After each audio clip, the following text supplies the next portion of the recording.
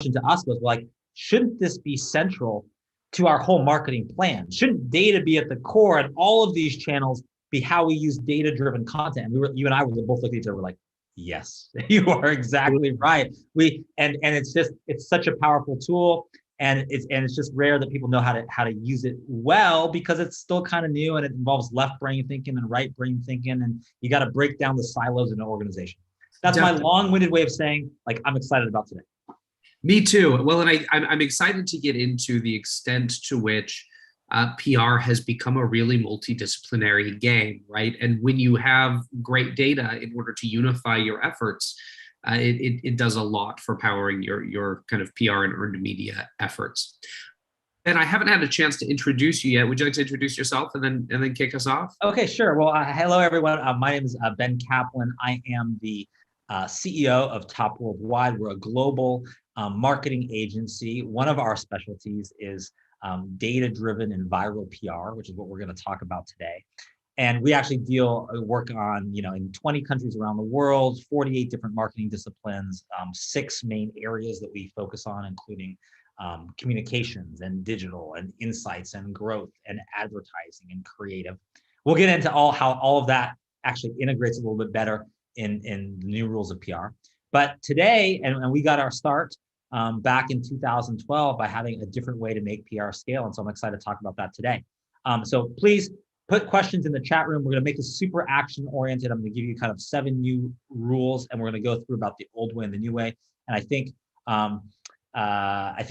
we'll give you some action steps you can use tomorrow. And I know from the registration, I always take a look at the companies there, and I know we have some from the automotive space. I know we have some from the consumer space. I know we have some from some B2B heavy industries like energy or agriculture. I know we have some from some kind of like fintech, healthcare. So if that's one of your groups, I'm going to touch upon all of that today. It's especially relevant, and I'll use some examples throughout both our B2C and B2B side to make this really useful. So that being said, what I'm going to do is I'm going to share my screen here, and let me do that, and let me kind of take you in, and hopefully you all can see my my presentation here. And what this is the new rules of PR. I'll give you 30 seconds just to understand our perspective and why we care about the new rules of PR, how we look at the world. And then the rest will be all on what you can do tomorrow, next week, and the weeks after that.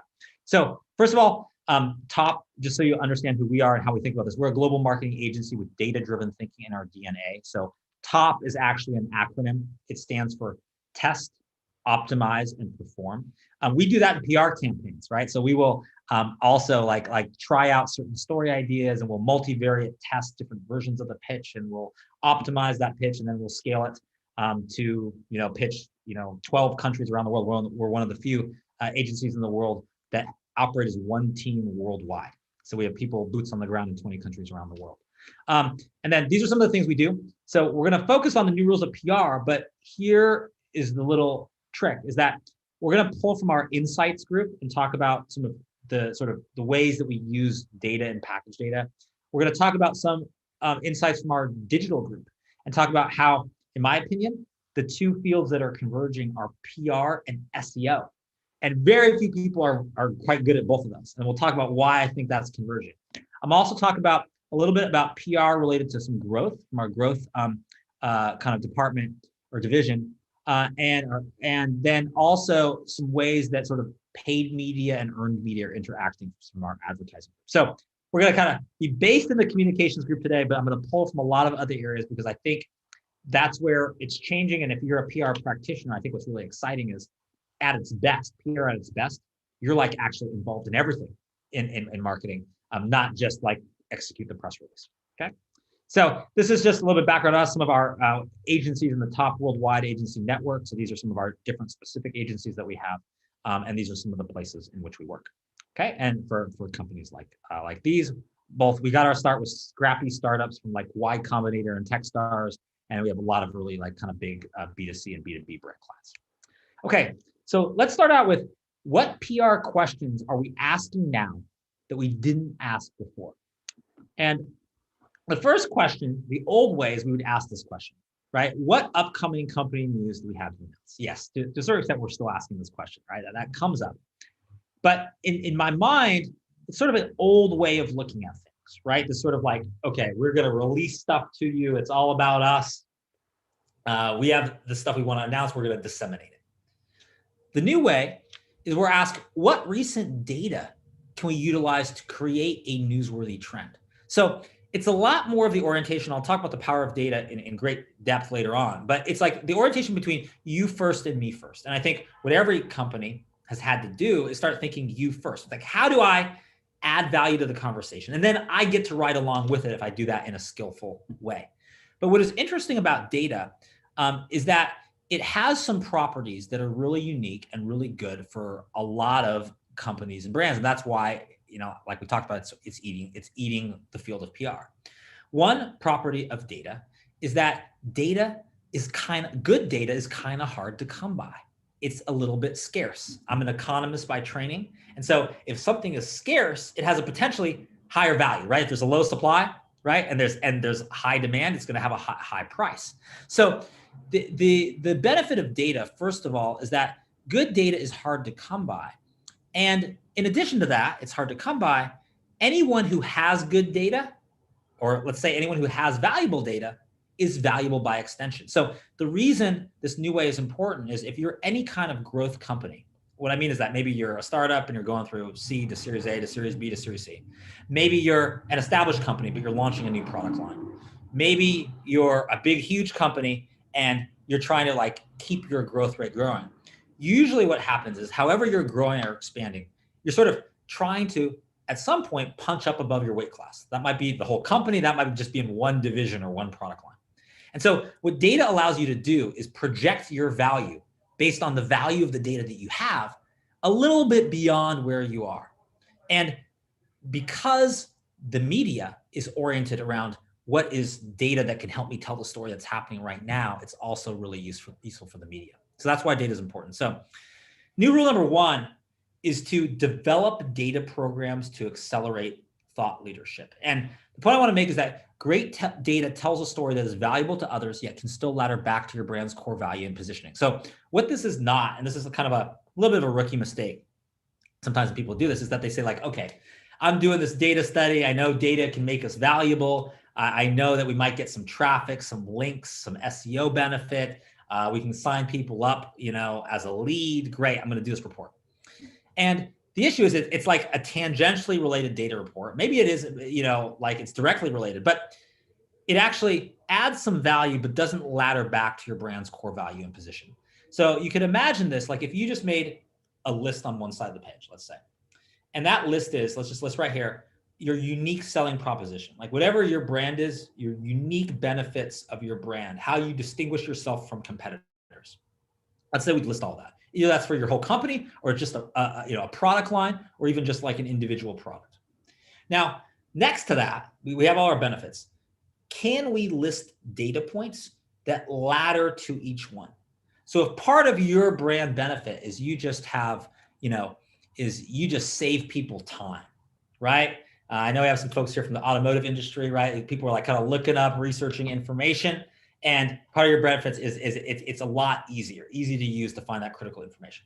So you're going to want a data point to ladder to that as part of your data work. So maybe it's like, let's create a data point that's how much, time savings, how much monetary potential benefit people could have by being able to have that easier way to find information or look up data, right? So the point is that great data is always connected to the brand's core value and positioning. When you connect those together, what essentially data allows you to do is go add value to the conversation, go make it useful for a media outlet, for a potential customer, a potential lead, someone in your industry, and actually be promoting your product at the same time because you're highlighting data that directly connects to your value proposition.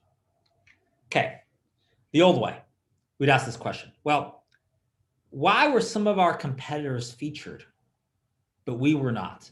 Think in your mind, have you either received or sent this memo, email, or Slack message, right? Like, what happened? Our competitors in this roundup, we're not, what's going on here? Or like, our competitor just got this feature in the Wall Street Journal or Forbes, how come they got it, we didn't get it?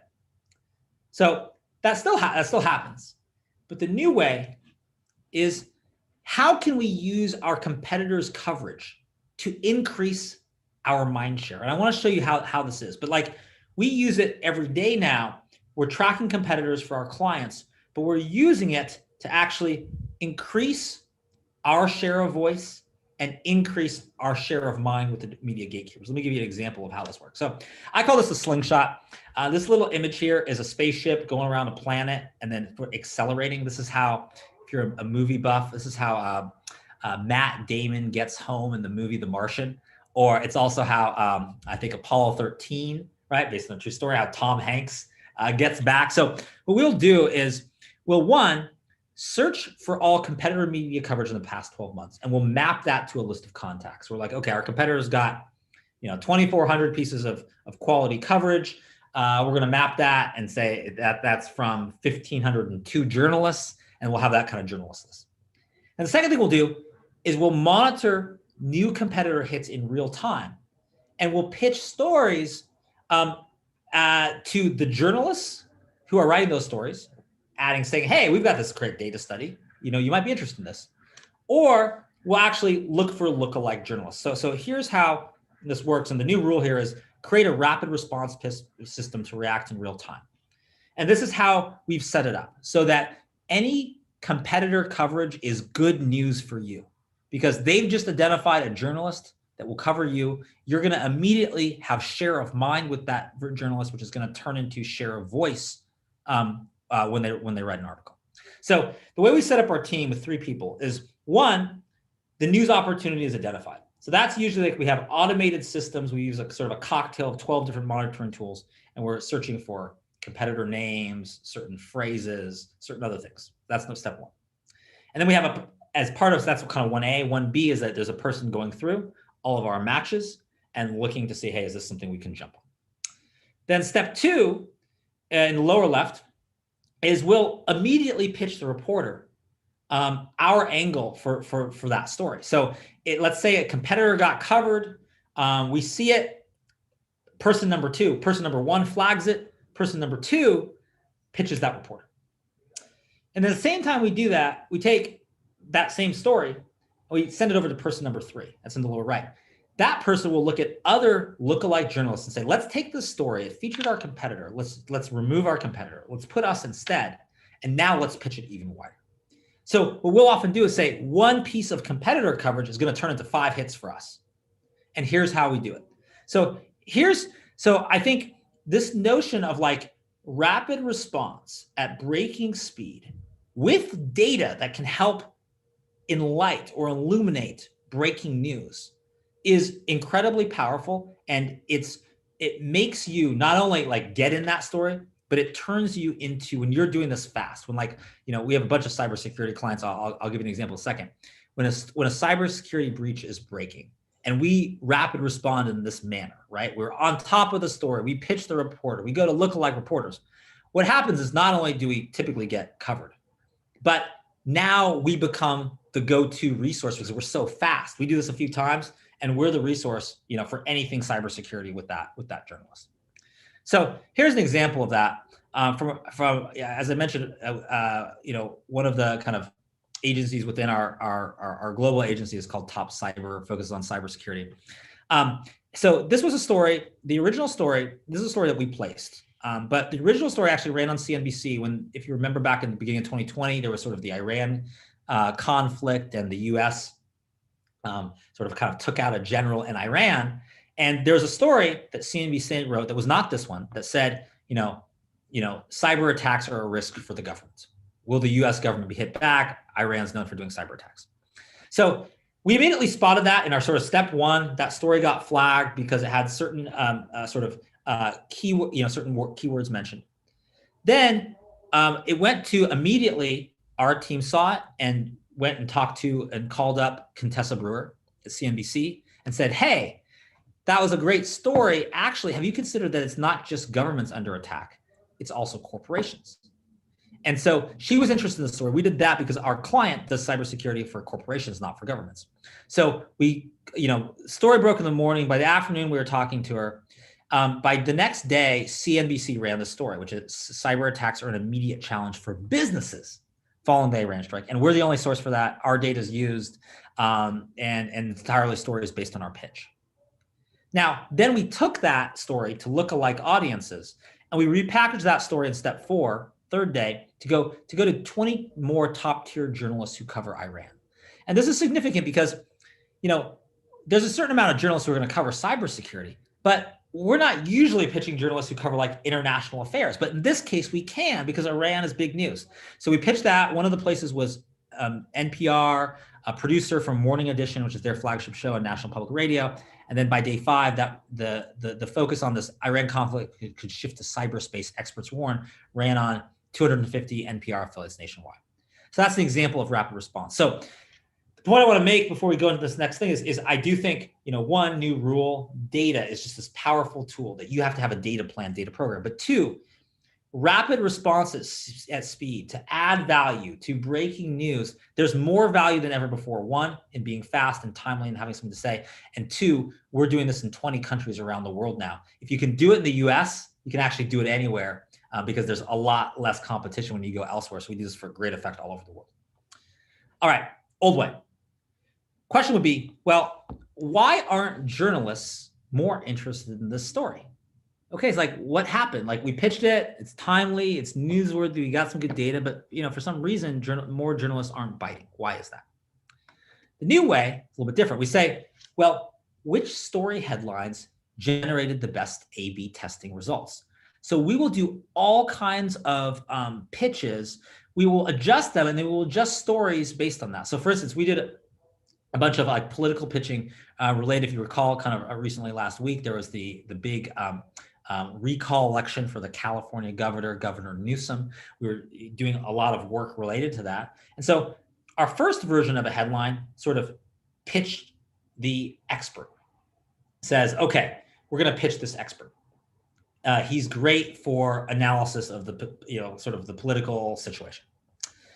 Next version, we started doing versions that started playing around with, should we mention, past governors that had, recalls and that won. So we started mentioning Arnold Schwarzenegger. He was elected governor of California in a similar recall. We started doing that. So we tried some things there. Then we also iterated and did a whole headline about, which was actually a listicle format, which is like 5 insights from the recall election that no one is talking about. That, and we gave a few of those, a couple of just like quick bullets on the insights. So that headline, that iteration of essentially the same pitch, the same story. And by the way, this is all happening, within a few hours, these iterations of pitches. We're using small segments of journalists. We could get a 3x better open rate, actually talking about these like unknown insights. We had far more, we knew right away when we did that pitch, like the speed and the interest back from journalists, and they were sort of responding to like one of the parts we sort of teased in the headline was how it was actually a transformative election potentially for how Hispanics and Latinos voted. So we featured that. So all of those tweaks can improve and turn like an okay story into a good story, or a good story into a great story, or a bad story into a great story. And so we think that's the way things are going. So I want to give you an example of how optimization works. And optimization, it's in our name, TOP, test, optimize, perform. It's used in a lot of other marketing fields and typically not a lot of PR, right? You'll use it to optimize a landing page. You'll use it to optimize, a digital ad buy. Let me show you how we use it in a case with a campaign with McDonald's and Postmates. So the challenge was Postmates hired us because they wanted to drive new user acquisition by making consumers aware that they could deliver McDonald's full menu. And they wanted to cause people in there to do that. So our solution came up with, let's create a moment in time we can trigger, and let's optimize on that. So we basically looked at National Eat What You Want Day, which was a little known holiday. And we decided for that day, we're gonna add a little bit of data once again. We're gonna do a quick survey. We have our own survey platform that we built. And we'll say, okay, what do people want to eat most for National Eat What You Want Day? And we did this, and pretty soon it became apparent that lots of people are going to choose a Big Mac, right? So that became the feature. So basically what we did is we said we had a National Eat What You Want Day. We based a survey data on what does Houston want to eat the most. Typically, it's a Big Mac, or everything from McDonald's ranks really high. And then we offered to deliver that item for free on this day. because it was very inexpensive user acquisition for Postmates and sales for McDonald's. Okay, so there was 3 viral triggers that we had to optimize to make this one. So one, there was like the location trigger. So we like did a unique pitch just for this and made it seem like we were only doing this like in Houston or Phoenix or Miami, even though we were doing this in 14 Postmate markets that were priorities across the US. Second, we had a time trigger. It was only for today. It was nationally what you want day. That's it. That's useful. And we optimized a lot and we tested different versions of that to sort of get there, as that's the best one to like sort of cause action. And also we had an emotional trigger. So we had, what do you want to eat, right? Oh, let's think about this, right? We had some video B-roll of like juicy Big Macs. This could like run on the evening news. And we even optimized and tested in the headline a scarcity trigger. So really, Postmates was happy to do as many of these as they can. It was, it was like really cheap user acquisition. Instead of spending $40 on acquiring a user, it's like the cost of a Big Mac and a little bit of delivery time. So they were happy to do it. So, but we A/B tested scarcity. And so we would say, we only have 1,000. We only have 10,000. We actually came across, we optimized that and found that 5,000 was the sweet spot. Enough that it seemed like you had a good chance to get it, but not so much that you could just like put it off. So here's what's happened. This is on the evening news. It's a straight out promotional campaign on the evening news. ABC Las Vegas, ABC Tampa, they're running our promo code to do this on the evening news as news. You can see the most craved fast food, National Eat What You Want Day, Big Mac most craved food in Las Vegas. And they're doing a coupon code for how you can get your free delivery. This is the Charlotte Observer or the Courier Journal featuring McDonald's Big Mac and that you can get this delivered. Influencers are doing this. I guarantee you Chicago Foodie Sisters are often not featuring a Big Mac. They did on this day. Online media like The Heavy, right? Other places about like get a free Big Mac on National Eat What You Want Day. There's a way to get a free Big Mac today through the Postmates app. So we optimized this entire campaign to get a result. And the end result was, this is in a single day, 70 plus media hits, 20 plus TV stations, 75 million impressions, 7,400 new app downloads. They delivered 6,000 Big Macs all in a day from morning to night. And it was one of the most successful user acquisition campaigns Postmates had ever seen. So optimizing, testing, refining, I think it's going to be in 5 years in every PR person's toolbox. So new rule number 3, optimize your pitch via continual improvement. So Jackson, I've hit over 3 rules. You're back here. I'd love to know if there's comments, questions. So far, we've hit the power of data, how you can rapid response in a slingshot at scale, and also how to optimize and improve your pitch. Yeah, one question for you, Ben. Just let's say that you pursue a tactic sort of like we've done previously with Postmates, and you have this big move on a single day. How do you then capture that momentum in order to get continuing interest in the sort of days and weeks following that big initial push? How do you turn that into a sustained effort and continue to derive benefit from it week over week and month over month? Okay, sure. Well, I think a couple of things. I think one, from the consumer point of view, or like how do you engage these consumers? This is why I think PR can be more central to integrated marketing campaigns, because after that, there's opportunities to like, okay, consumers who visited our page, our landing page, but didn't get the free Big Mac, let's retarget them. Let's do other things. They showed some interest, not quite enough. Let's get them in our funnel. The consumers who did do the Big Mac, what's next? They show themselves wanting to celebrate National Eat What You Want Day, but there's other days coming up. There's other days. There's other items Postmates deliver. Let's re-engage them on National Pizza Day, right? Or National Margarita Day. You can get your margarita delivered. So there's other opportunities there. From a point of view of the media, what we do is we use these moments to get a lot of media sort of like interested, and then we try to have a sequence of stories that pulls them in to continually covering us. So usually the way we train a lot of our sort of PR team members is it's always this story, but it's like always what's the next story. And we're always leading the journalists like to that as well. So I think all of those are things that, lets you to scale value. And then the final thing where how this is getting more integrated is sometimes we'll have a great story placed and then we'll want to amplify it. So we'll go ahead and do a native advertising buy on top of it for a media outlet that featured us, and we'll amplify that to more and more people. So all of those are strategies. I think this is why I think, PR done well should be at the center of the integrated marketing mix, as opposed to being like one channel off on the side where it's like, yeah, okay, announce this, and maybe get some earned media. The old way.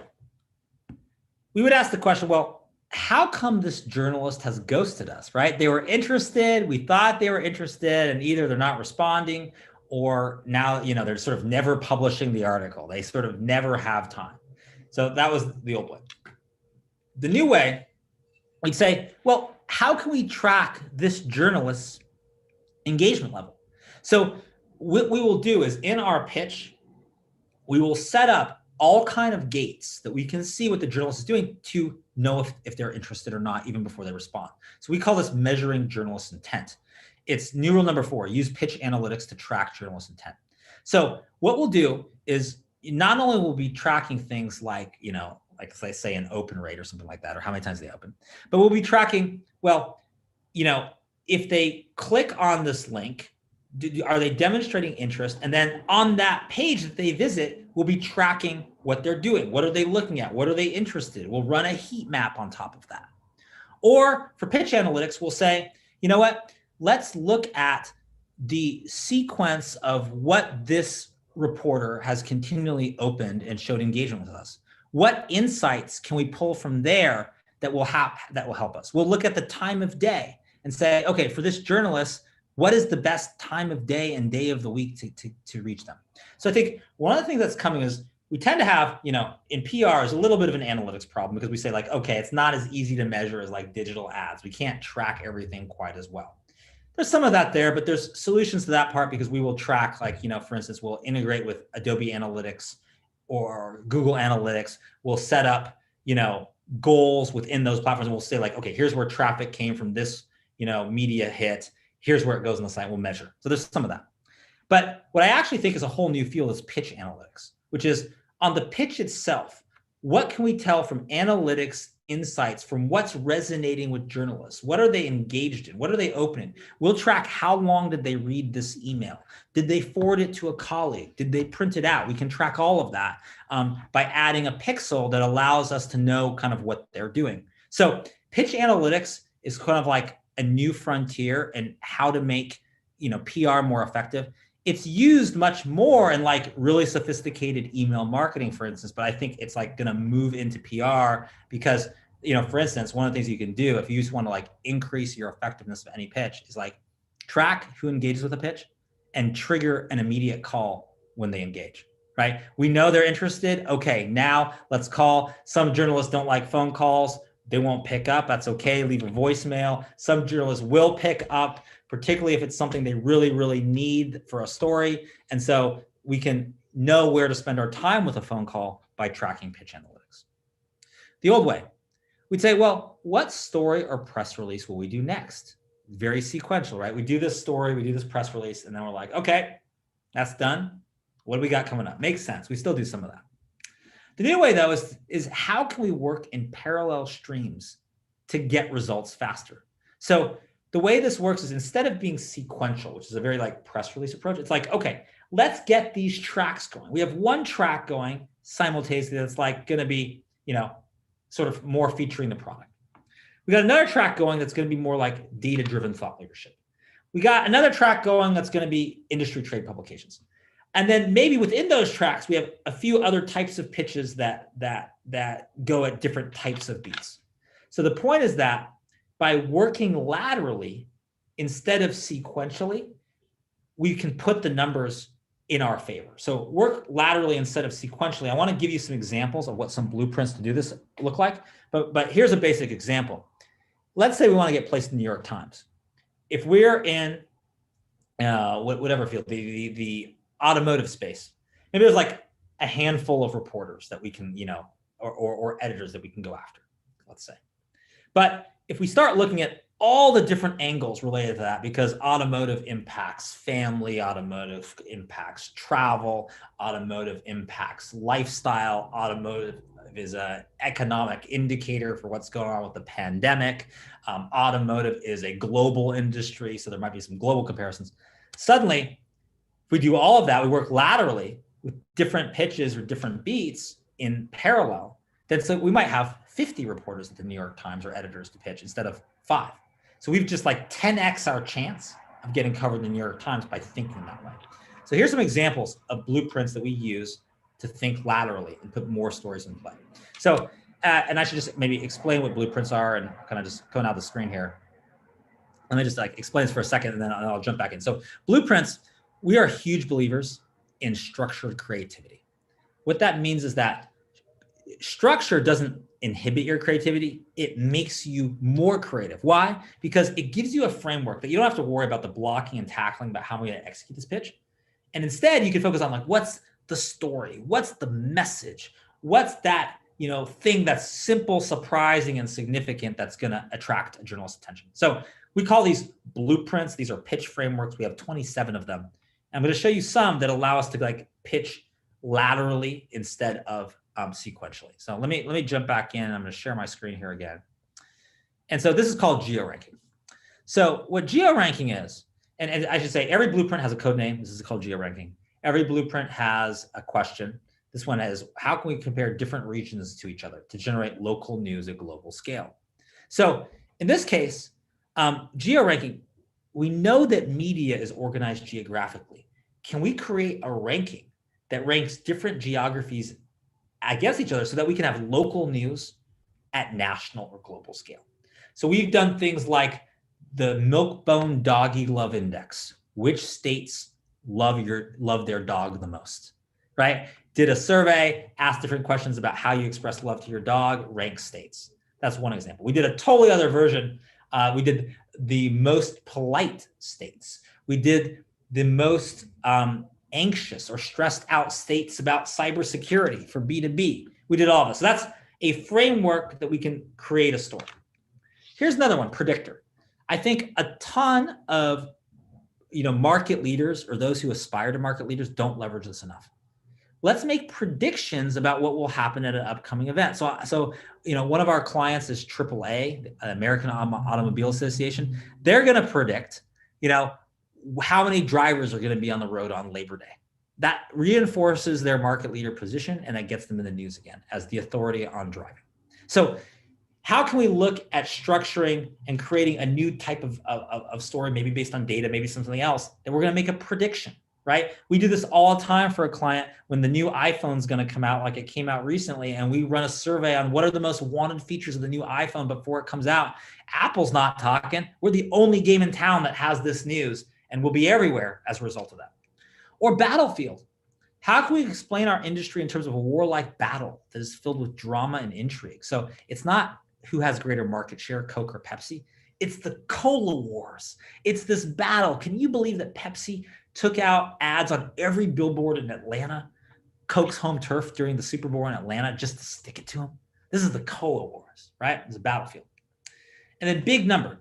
It's a different one. How can you sum up individual benefits to create an impressive statistic of aggregate impact? So if people can save from this app, 4 days per week, or 4 days per year, how much can the city of Houston save or the city of San Francisco? So let's take individual benefit and aggregate it. So the point I want to make, and just to kind of bring you back, is that these are all ways that we can frame stories with different blueprints that allow us to kind of piece them out and have separate tracks and pitch different journalists in different ways.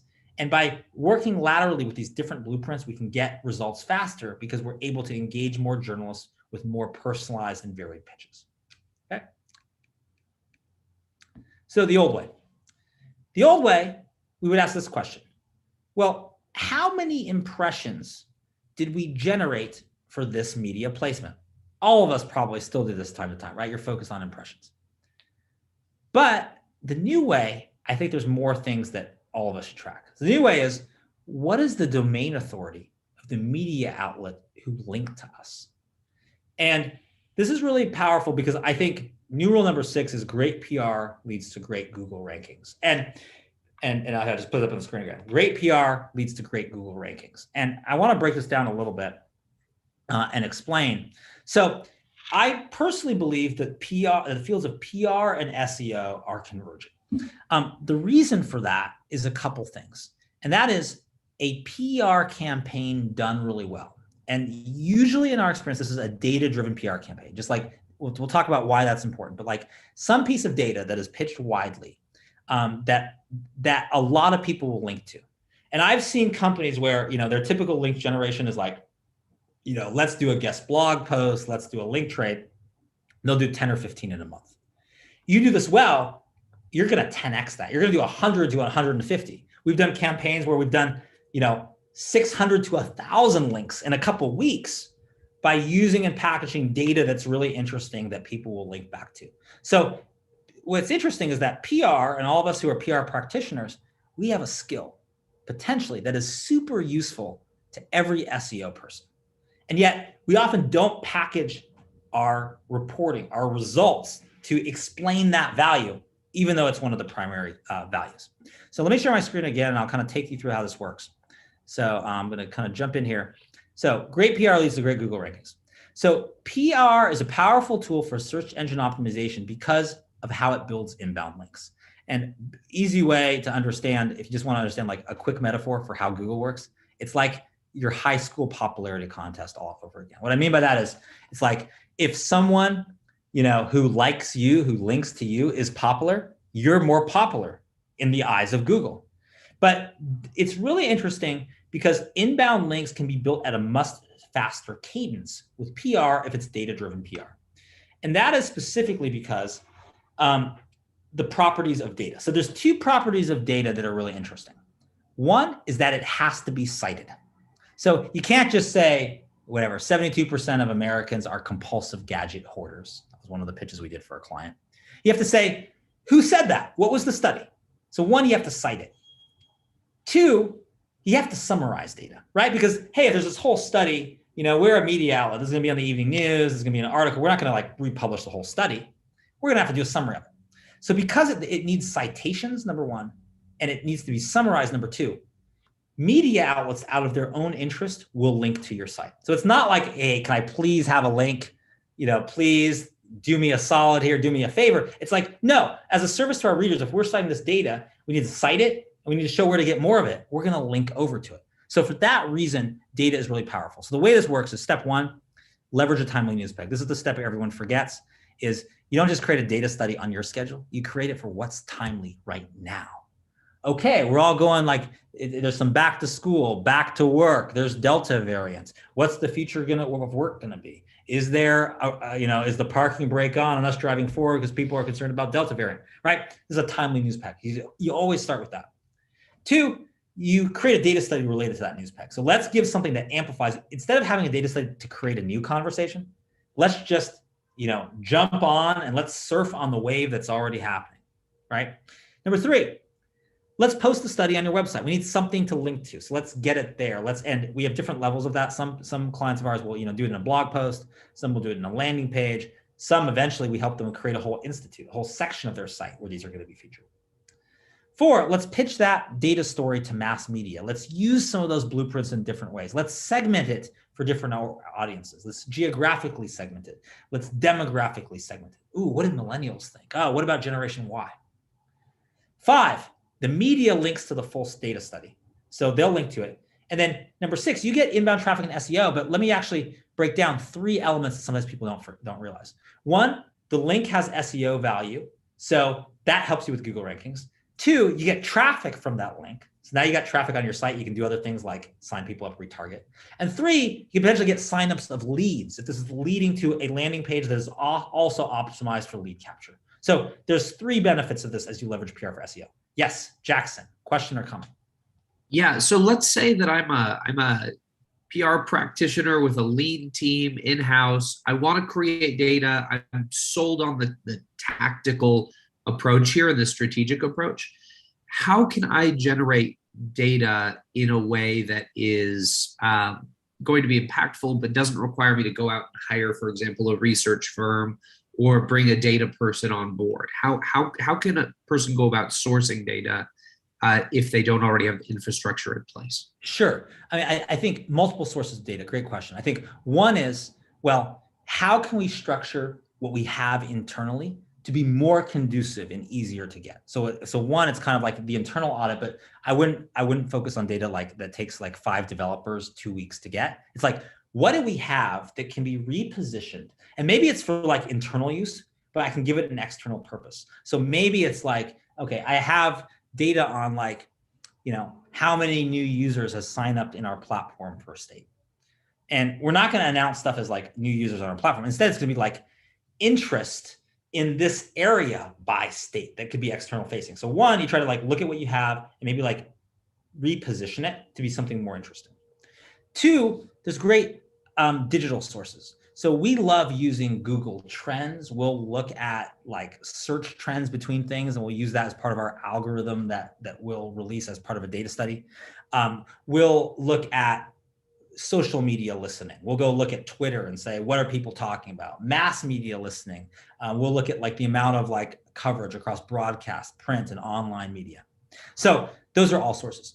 We'll repackage government sources. And so I think one of the things people don't realize is that to claim sort of stuff as your own, you need like usually like one little tiny bit of original part, but the rest could be from other sources. So you might have 95% is this government reports you're sort of culling, and 5% is this like little bit of extra from your user base that allows you to sort of claim the whole thing. So those are all great ways. But I think in general, I mean, one, you just have to be a little clever. And two, we're happy to be as an agency, as you know, Jackson. We are, we do surveys for people. We do, we look at aggregate GPS cell phone data. We look at consumer behavior in spending and saving. So we have like 40 different data sources that we like regularly monitor and consume. But we also do all kinds of stuff using Google Trends. We'll, get a data dump of everything a company has, and they'll tell us like, find something interesting in there, and we will. And so those are all things that we can do to help out as well. Let me jump back in to the screen share, and we're almost done here. So I'm going to open this up again.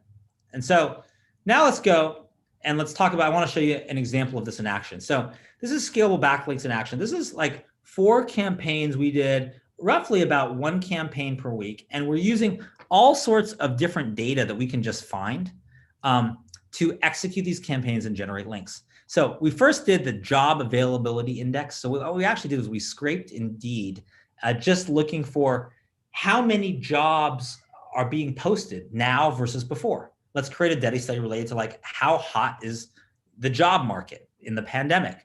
So that generated 49 media hits, 42 backlinks. And if you look at that last column on the right, 40 links from notable sites that had a domain rank of 50 or more. So basically what that means is it's a pretty substantial site. So domain rank is a score of how important a site is, how popular a site is on a scale of 1 to 100.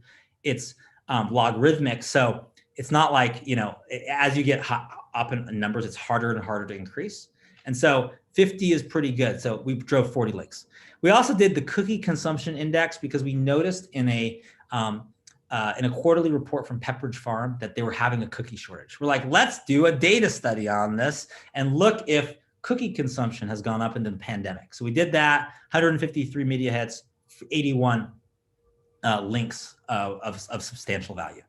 We did a social distance adherence ranking. So on this one, we actually looked at cell phone GPS data, looked at, can we tell how far people are social distancing, and used it to predict COVID-19 waves. That drove 70 media hits, 51 inbound links. A fried chicken report. We wanted to pick something that was fun and controversial. So it would just be like water cooler topic and generate links that way. 76 media hits, 65 backlinks, 44 that were domain rank 50 or more. So the point I want to make here is that by looking at data, these were mostly data from external sources that we just aggregated in kind of new ways and packaged in new ways. We're able to generate 246 very significant and valuable links in a month. And if you do that, not only is your Google rankings gonna soar, but actually your entire content marketing strategy can change.